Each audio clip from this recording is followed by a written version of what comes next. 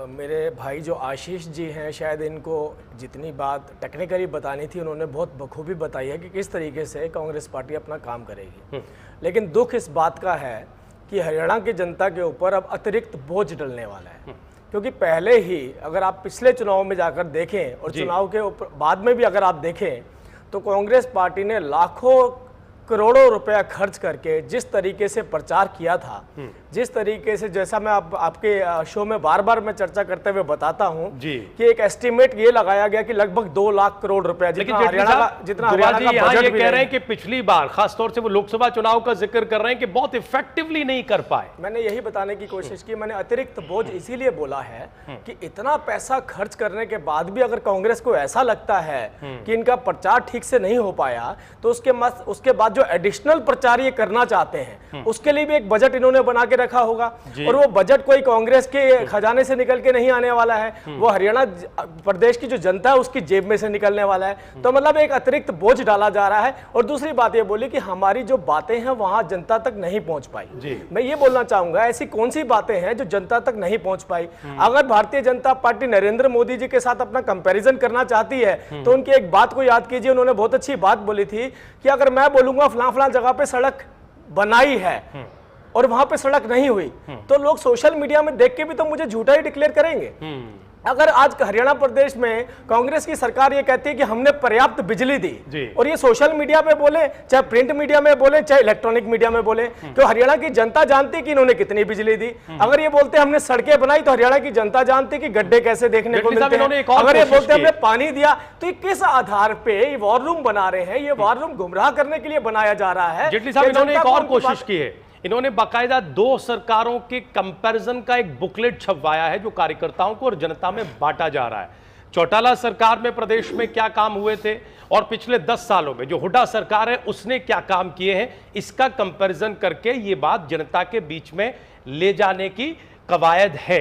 आपकी पार्टी इसका विरोध या इसका मुकाबला कैसे करेगी? बस 2 सवाल है। देखिए, सबसे बड़ी बात है कंपैरिजन किस तरीके से किया जा रहा है, किन कागजों के आधार पे इस कंपैरिजन को किया जा रहा है, वो तो कांग्रेस पार्टी ही जानती होगी। क्योंकि आज अगर आप आज ही का पेपर उठा के देखें, एक नेशनल अखबार ने बहुत खुले तौर पे लिखा है कि लगभग 50% घोषणाएं इनकी अभी भी पाइपलाइन में है जो पूरी नहीं हो सकती क्योंकि सरकार के अब कुछ चंद दिन रह गए हैं। उसके अलावा कुछ ऐसी घोषणाएं थी जो मुख्यमंत्री जी ने कर दी जिसकी पॉसिबिलिटी ही नहीं थी। उसके बावजूद ये कंपैरिजन करने की बात कर रहे हैं। मैं बार बार ये बोलना चाहता हूं कि किसी भी प्रदेश के अंदर अगर उस प्रदेश को समृद्ध और सॉलिड बनाना है, उस प्रदेश को आगे लेके जाना है, तो जो सबसे बुनियादी चीज होती है उस प्रदेश को प्रोवाइड की जाती है इलेक्ट्रिसिटी, बिजली। बिजली ये सरकार देने में विफल रही। अगर ये कंपैरिजन चार्ट बनाना चाहते हैं तो जरूर बनाएं जिसके अंदर ये दिखाएं कितनी सरप्लस बिजली इंडियन नेशनल लोकदल की सरकार में थी और कितनी बिजली ये अब गुजरात से खरीद के हरियाणा की जनता को दे रहे हैं। बावजूद उसके आज हरियाणा की जनता के पास बिजली नहीं है, पंखे बंद है, यहां से इलेक्ट्रिसिटी ना होने की वजह से उद्योग पलायन कर रहे हैं, यहां पीने के लिए पानी नहीं है। कौन सा कंपैरिजन करना चाहते हैं मुझे ये पता चलना चाहिए। और हरियाणा की जनता को जो कंपैरिजन करके दिखाएं वो नजर भी आना चाहिए, देखना भी चाहिए। आप करना चाहते हैं बिजली का उदाहरण जेटली साहब ने दिया। जेटली साहब का पहले तो मैं एकदम खंडन करता हूं, बीच में मैं टोकना नहीं चाहता था, आपने मुझे रोका। पर जिस तरह की भ्रामक बातें करते हैं, भ्रामक दल से आते हैं, जिस दल से आते हैं वो हरियाणा की जनता बखूबी जानती है। ये वो दल है जिसने एक बार कहा था कि भाखड़ा डैम बनने से बिजली की पावर निकल जाएगी, इलेक्ट्रिसिटी बनने से। ये उस दल से आते हैं, इंडियन नेशनल लोक दल ने। किसने कहा था? थोड़ा इसको मेंशन करेंगे तो हरियाणा की जनता यहाँ पे हम फैक्ट्स के ऊपर बात करते हैं, फैक्ट्स पे ही बात कर रहे हैं। और जहां तक बिजली की प्रोडक्शन का बात है, बिजली की अवेलेबिलिटी की बात है, सप्लाई की बात है, हर मैटर पे जीडीपी की बात है, हरियाणा की जनता को हम वही फिगर्स देना। इसीलिए ये खाली जो बातें कर रहे हैं, जो भ्रामक बातें कर रहे हैं, उनका हम काउंटर देने के लिए हम प्रतिबद्ध हैं और हम हरियाणा की जनता को इस बार गुमराह नहीं होने देंगे। हम उनको फैक्ट्स के साथ उनके बीच में जाएंगे। और दूसरे, जहां तक इन्होंने खर्च की बात की कि हरियाणा की जनता के ऊपर बोझ डालेंगे, हमारे 2 लाख कार्यकर्ता हैं जो कार्यकर्ता हमारे प्रचार में और दूसरे दल के प्रचार में बीजेपी और एनएलडी के इनके पास पेड वर्कर हैं, हमारे पास वॉलंटियर्स हैं और हम वॉलंटियर्स के थ्रू जनता के बीच में जाएंगे और दोनों माध्यम यूज करेंगे जो इनको अपनी बातों का जवाब। पिछले 3 दिनों से हमने चर्चा की है कि आपकी पार्टी हर जिले में जो कार्यकर्ता सम्मेलन कर रही है, तो ठीक है आप वॉर रूम बना रहे हैं, प्रचार की कमान दीपेंद्र हुड्डा को सौंपी गई, सारी चीजें ठीक हैं। इस कवायद का क्या रिजल्ट होगा हम ये देखेंगे। लेकिन अभी जो कार्यकर्ता सम्मेलन आपके यहाँ हो रहे हैं उनमें जितनी सिर फुटअव्वल है उसमें जितनी गुटबाजी है, जितना हंगामा है, शायद ही किसी राजनीतिक दल में देखा गया हो। इनसे तो आप निपट लेंगे इस पूरे माध्यमों से, इनके आरोप प्रत्यारोप जो भी होंगे, उस झगड़े से कैसे निपटेंगे आप दुआ साहब? देखिए ऐसा होता है परिवार में जब चार लोग बैठते हैं तो आपस में जो डिफरेंसेस हैं वो निकल के आएंगे। हम वही चाहते हैं कि इलेक्शन से पहले जो भी डिफरेंसेस है कुछ है अगर आपस में तो सॉर्ट आउट हो जाए। अच्छा, जैसे भूखड़ी साहब का डिफरेंस निकल के आया, दुआ साहब भूखड़ी साहब का डिफरेंस निकल के आया जी, उन्होंने तो वो भी बयान पर बयान दिए, कोई फॉर्मूला उसका निकला, उन्होंने सरेआम ये कह दिया कि जहां मुख्यमंत्री होंगे मैं वहां नहीं जाऊंगा। अब इसका क्या फॉर्मूला? उनका अशोक तंवर साहब जो आपके प्रदेश अध्यक्ष है, उन्होंने कहा लिखित में माफी मांगी है। उसके बाद भूखड़ी साहब का बयान आ गया कि लिखित में मांगी है तो दिखाओ कहां मांगी है। ये कहां सॉर्ट आउट करेंगे आप? नहीं, ये अभी आने वाले दिनों में सॉर्ट आउट हो जाएगा। और आप उनका जवाब देखिए, उन्होंने कोई पार्टी का इसमें कोई बगावत नहीं, कोई कुछ नहीं, उन्होंने जवाब दिया है। पार्टी फोरम पे उनका जवाब डिस्कस किया गया और उसको उनको बुला के, और उन्होंने मना नहीं किया कि मैं आगे आऊंगा। ठीक है, हम देखेंगे कि आपने जो उन्हें समझाने की कोशिश की है, उन्हें या उन जैसे तमाम कार्यकर्ताओं नेताओं को वो रंग क्या लेकर आते हैं। हम एलएम बंसल साहब के पास आएंगे, लेकिन उससे पहले हम वीर कुमार यादव जी के पास जाएंगे। वीर कुमार यादव जी, कांग्रेस पार्टी की जो भी कोशिश है, ये जो भी रणनीति है, वॉर रूम के जरिए, सोशल साइट्स पर एक्टिवली काम करके या फिर दूसरे तमाम तरीके, क्या जवाब है आप लोगों के पास? क्योंकि ये कर वो रहे हैं जो नरेंद्र मोदी ने अपने प्रचार के दौरान किया था, बीजेपी ने जो लोकसभा चुनाव के दौरान किया था। सीख ये आप ही लोगों से ले रहे हैं। हरियाणा में आप इनकी इस रणनीति का जवाब वीर कुमार जी कैसे देंगे?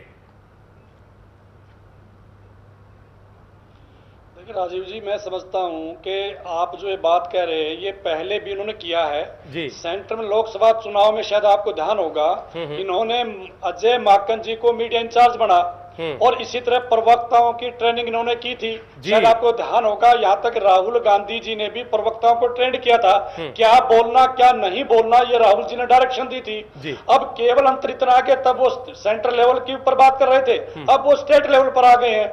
ये बातें ये पहले कर चुके हैं। अभी हमारे मित्र जो कांग्रेस मित्र कह रहे थे कि हमने लोगों को गुमराह किया, ये दुर्भाग्य की बात है कि देश के मतदाताओं के विवेक पर ये प्रश्न चिन्ह लगा रहे हैं। क्या देश का मतदाता कभी गुमराह हो सकता है? इन्होंने कहा हम प्रचार नहीं कर पाए, ये इनका विषय है, लेकिन देश का मतदाता बड़ा जागरूक है और वो ना कभी गुमराह हुआ है और ना कभी होगा।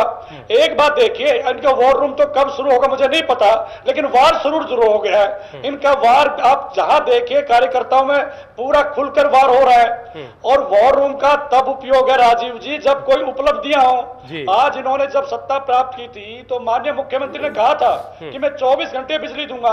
आज इनके अधिकारी कह रहे हैं कि पानीपत, यमुनानगर और खेदर 10 में से 8 यूनिट बंद पड़ी हैं। और उन्होंने तर्क दिया है कि बंद क्यों कर दी, क्योंकि जो बाहर से हम बिजली खरीद रहे हैं वो कंपैरेटिवली सस्ती है, लेकिन इनका प्रोडक्शन, कॉस्ट ऑफ प्रोडक्शन ज्यादा है, तो बिजली उपलब्ध करा नहीं पा रहे हैं, पानी उपलब्ध करा नहीं पा रहे हैं। वॉर रूम का तब लाभ होता है जब सरकार कुछ करके लोगों के सामने रखेंगे क्या? आज जिस प्रकार से दलित उत्पीड़न में सुप्रीम कोर्ट फटकार लगा रहा है, नौकरियों में भ्रष्टाचार के आरोप में नौकरियां रद्द हो रही है, हाईकोर्ट फटकार लगा रहा है, जिस प्रकार से भूमि अधिग्रहण के मामले में किसान धरने पर बैठे हैं, आज 2-2, 3-3 मंत्री जेल में पड़े हैं नौकरियों के भ्रष्टाचार के मामले में। क्या बताना चाहते हैं लोगों को? लोग स्वयं समझदार हैं, प्रदेश का मतदाता जागरूक है, ये क्या कर रहे हैं वो बहुत ही बारीकी से देख रहा है, नोट कर रहा है। और जिस प्रकार से पीछे 3 स्टेट्स में और अब लोकसभा में कांग्रेस पार्टी का सुपड़ा साफ हुआ है, वही अब इतिहास हरियाणा में दोहराया जाने वाला है। ये वॉर रूम बनाए, सोशल मीडिया करें, प्रिंट मीडिया बनाए, फेसबुक बनाए, ट्विटर करें, कोई लाभ होने वाला नहीं है जब तक जनता को ये ब्लूप्रिंट देंगे। लेकिन आज भी मुख्यमंत्री क्या किया ये नहीं बता रहे, मैं जवाब दूंगा, घोषणा कर रहे हैं।